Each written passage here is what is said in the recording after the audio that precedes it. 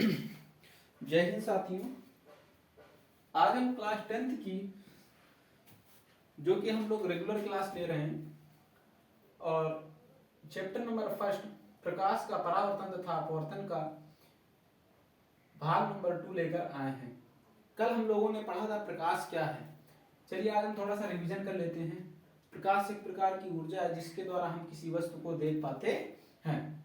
जिसके द्वारा हम किसी वस्तु को देख पाते हैं उसे हम प्रकाश कहते हैं। प्रकाश की चाल सबसे अधिक निर्वात में होती है 3 × 10⁶ मीटर प्रति सेकेंड।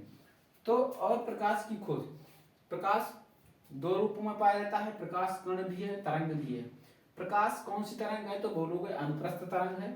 प्रकाश को किसने बताया कि प्रकाश एक प्रकार का कण, प्रकाश एक कण के रूप में है? किसने बताया? न्यूटन ने।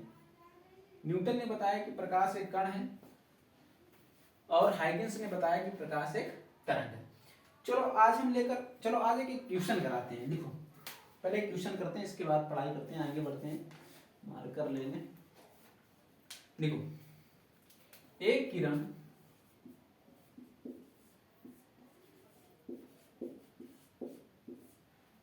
एक किरण समतल दर्पण के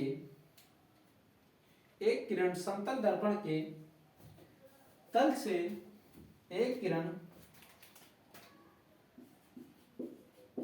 समतल दर्पण के तल से 60 अंश का कोण बनाती है तो परावर्तन कोण कितना होगा? प्रकाश के परावर्तन के हमने दो नियम पढ़े थे, आपतित किरण, अपवर्तित किरण तथा अभिलंब। ये तीनों एक ही तल पर होते हैं। इसके बाद आपतन कोण I तथा परावर्तन कोण R हमेशा क्या होते हैं? बराबर होते हैं। तो देखिए इसमें क्या होता है कि एक किरण समतल दर्पण के तल से 60 अंश।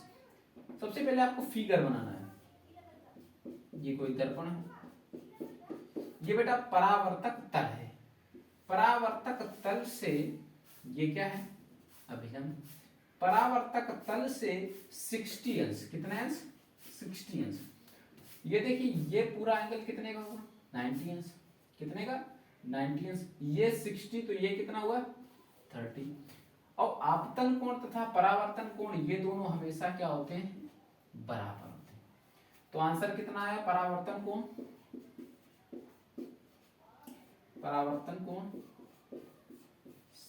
30। अगला क्वेश्चन एक और लिखो। एक किरण समतल दर्पण के तल से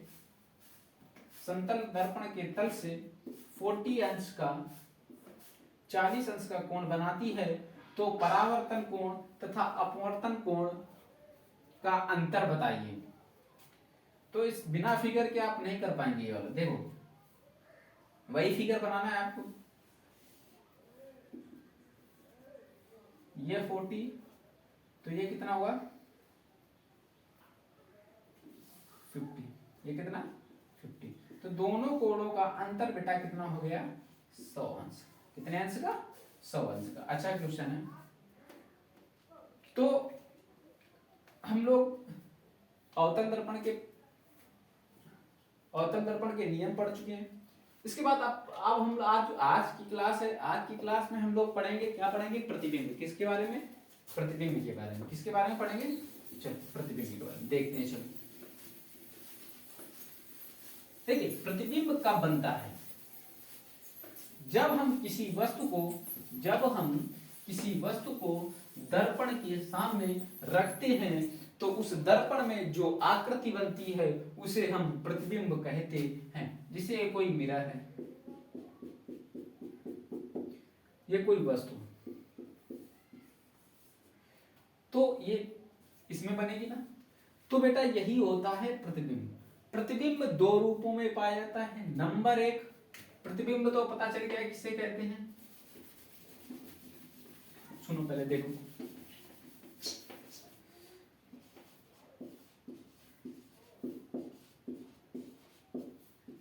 प्रतिबिंब दो प्रकार के होते हैं।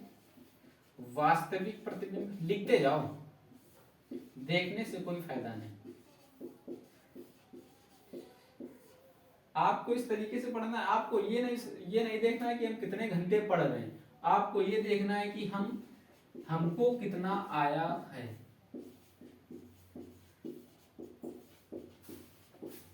देखिए आभासी प्रतिबिंब क्या होता है, आभासी प्रतिबिंब और वास्तविक प्रतिबिंब। देखो वास्तविक प्रतिबिंब किसे कहते हैं, नंबर एक तो प्रतिबिंब किसे कहते हैं, जब हम किसी वस्तु को दर्पण के सामने, जब हम किसी वस्तु को दर्पण के सामने रखते हैं तो उस दर्पण में जो आकृति बनती है उसी को हम प्रतिबिंब बोलते हैं। प्रतिबिंब दो प्रकार के होते हैं, वास्तविक प्रतिबिंब और आभासी प्रतिबिंब। वास्तविक प्रतिबिंब किसे कहते हैं, यदि किसी बिंदु वस्तु से चलने वाली किरणें परावर्तन के पश्चात किसी बिंदु पर वास्तव में मिलती हैं, किसी बिंदु पर वास्तव पर मिलती हैं, उसे हम वास्तविक प्रतिबिंब कहते हैं। और आभासी प्रतिबिंब में क्या करना है, यदि किसी बिंदु वस्तु से चलने वाली किरणें परावर्तन के पश्चात किसी बिंदु पर वास्तव में मिलती हुई प्रतीत होती हैं, मिलती हुई प्रतीत होती हैं, उसे हम आभासी प्रतिबिंब कहते हैं। तो हम लोगों ने अभी क्या क्या पढ़ चुके, देखो नंबर एक तो प्रकाश पढ़ लिया,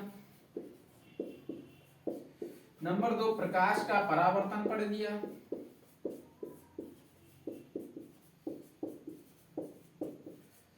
अब हम पढ़ते हैं प्रतिबिंब पढ़ लिया। अब पढ़ेंगे हम लोग समतल दर्पण।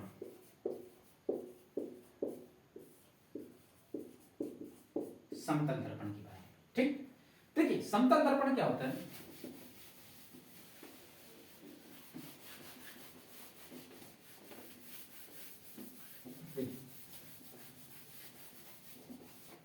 एक कांच का खोखला गोला जो होता है ना, तो ये इतना बड़ा है। अब जैसे कि ये इस तरीके से खूब बहुत बड़ा गोला, बहुत बड़ा गोला, तो इससे हमें पता चलिए क्या है, बहुत बड़े गोले का कटा हुआ भाग क्या होता है, समतल दर्पण होता है। चलो इसको मैं समतल दर्पण द्वारा बना प्रतिबिंब, हेडिंग डालो, समतल दर्पण द्वारा बना प्रतिबिंब।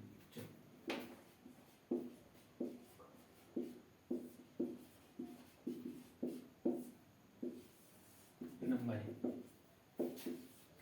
यदि हम वस्तु को समतल दर्पण के सामने V वेग से लाएंगे, यदि हम वस्तु को समतल दर्पण के सामने V वेग से लाएंगे तो समतल दर्पण में बनने वाला प्रतिबिंब 2 वेग से गति करेगा। देखो इसमें क्या होता है कि जैसे डांसर होते हैं, जो जिसको नाचने वाले बोलते हैं नचनिया, हम लोग बोलते हैं नचनिया, और जो इंग्लिश मीडियम वाले पढ़े लिखे बहुत होते हैं तो डांसर बोलते हैं। तो इसमें क्या होता है, जैसे लड़कियां जाती हैं डांस सीखने, तो उसमें जब मिरर उसमें लगा होता है तो क्या होता है कि जैसे वी वेग से क्या करती हैं कि डांस करती हैं, तो 2 वी वेग से समझ में आता है, तो उनको बड़ा अच्छा फील होता है, अच्छा मैं इतना अच्छा डांस कर लेती हूँ। जो लड़के हैं वो भी अब जिम जाते हैं तो जिम में देखते हैं कि वी वेग से उठाया तो उसमें 2 वी वेग से, ओ वाह क्या गजब का कैन हमारी बॉडी बन गई, ठीक है। तो ये तो नंबर 1 पॉइंट होगा। नंबर 1 हो गया, यदि हम समतल दर्पण के सामने किसी भी वस्तु को V वेग से लाएंगे तो प्रतिबिंब 2V वेग से दिखाई देगा। नंबर 2, यदि हम समतल दर्पण के सामने किसी भी थीटा कोण पर, किसमें थीटा कोण पर घुमाएंगे तो उसमें 2 थीटा कोण पर घूमेगा। जिससे क्या होता है कि जैसे हम लोग फोटो खींचते हैं तो फोटो खींचने में हल्का सा इधर हो गया तो क्या इतना हुआ, इतना हट गया तो इतना हट जाता है, मतलब दोगुना हट जाता है। तो हम लोग पढ़ चुके 2 नियम समतल दर्पण के 2 नियम। नंबर 1, यदि हम किसी वस्तु को V वेग से लाएंगे तो उसमें क्या होगा, 2V वेग से गति करेगा। नंबर 2, यदि हम थीटा कोण पर घुमाएंगे तो 2 थीटा कोण पर घूमेगा, ठीक। नंबर 3, यदि हम समतल दर्पण के सामने, यदि ये कोई समतल दर्पण है, ठीक है, ये 2 मीटर दूरी पर है, मैं 2 मीटर की दूरी पर, तो बेटा जो प्रतिबिंब बनेगा वो भी 2 मीटर की दूरी पर बनेगा। इतना समझना है। यदि समतल दर्पण के सामने जितनी दूरी पर वस्तु होगी उतनी ही दूरी पर समतल दर्पण के सामने प्रतिबिंब बनेगा। ये इतना समझ में आया कि नहीं आया? आया कि नहीं आया इतना समझ में? देखिए, यदि समतल दर्पण के सामने हम 2 मीटर की दूरी पर हैं तो जो हमारा प्रतिबिंब बनेगा वो 2 मीटर की दूरी पर बनेगा। अगला क्वेश्चन देखो। यदि हमको नंबर 4, यदि हमको पूरा मिरर यदि हमको पूरी बॉडी का इमेज देखना है तो हमको कितना बड़ा मिरर लेना चाहिए? तो हमको बेटा 1/2 वस्तु का 1/2 भाग का मिरर होना चाहिए जिसमें कि हम अपने शरीर का पूरा प्रतिबिंब देख सकते हैं, पूरा प्रतिबिंब देख सकते हैं। नंबर 4 हो गया। नंबर 5 लिखो।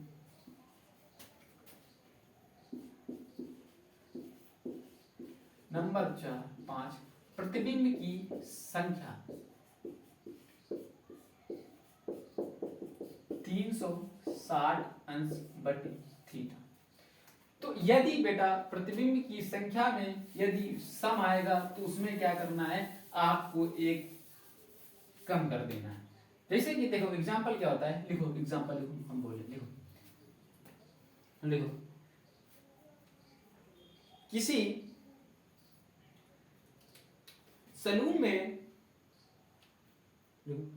सलून में आपके सामने दर्पण को 60 अंश झुकाया जाए तो कितने मुंडी की संख्या बनेगी? देखो 60 अंश यदि झुकाएंगे तो हम लोग कितने चित्र देख सकते हैं? तो देखो प्रतिबिंबों की संख्या n बराबर 360 बटे 60 अंश 6 है। तो इसमें क्या कर देंगे, यदि सम आए, क्या है सम, तो n बराबर हो गया 5। ठीक, नंबर 1 प्रतिबिंबों की संख्या। अगला नंबर देखो, तो हम लोग कितने पढ़ चुके? नंबर 1। यदि हम नंबर 6 डालें, लिखते जाओ, नंबर 6 एक होता है पेरिस्कोप।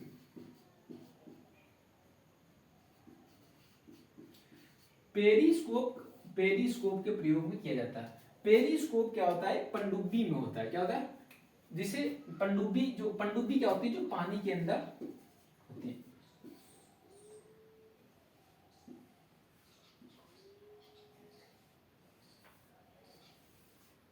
देखिए एक क्या होता है कि पेरिस्कोप में लगाया जाता है। पेरिस्कोप कितने अंश पर लगाया जाता है? 45 अंश पर, 45 डिग्री पर लगाया जाता है। 45 डिग्री पर कैसे लगाए? देखो जो पनडुब्बी होती है वो पनडुब्बी हमेशा जल के अंदर रहती है, तो पनडुब्बी जल के ऊपर आने वाले जहाजों को देख सकती है। यहाँ पे एक मिरर लगाया था, एक यहाँ पे, एक यहाँ पे, और यहाँ से हम लोग आसानी से देख सकते हैं। तो पेरिस्कोप जो होता है, जो पनडुब्बियों में लगाया जाता है, कितने अंश? 45 अंश पर लगाया जाता है। तो देखिए एक बार फिर से पूरा रिवीजन करते हैं। एक बार, यदि समतल दर्पण के सामने कोई वस्तु v वेग से आ रही है तो प्रतिबिंब 2v वेग से दिखाई जाएगा। यदि हम थीटा कोण पर घुमाते हैं तो उसमें 2 थीटा कोण पर झुक जाएगा। यदि दर्पण के सामने जितनी दूरी पर वस्तु है उतनी ही दूरी पर क्या बनेगा? प्रतिबिंब बनेगा। उतनी ही दूरी पर क्या होगा? प्रतिबिंब बनेगा। अगला देखो, ये प्रतिबिंबों की संख्या 360 बटे थीटा अंश, ये भी निकालोगे, और ये पेरिस्कोप के रूप प्रयोग में किया जाता है। तो हम लोग आज पढ़े हैं समतल दर्पण, और आगे अब देखो इसको मेट कर हम लोग पढ़ते हैं गोली दर्पण। क्या पढ़ते हैं? गोली दर्पण।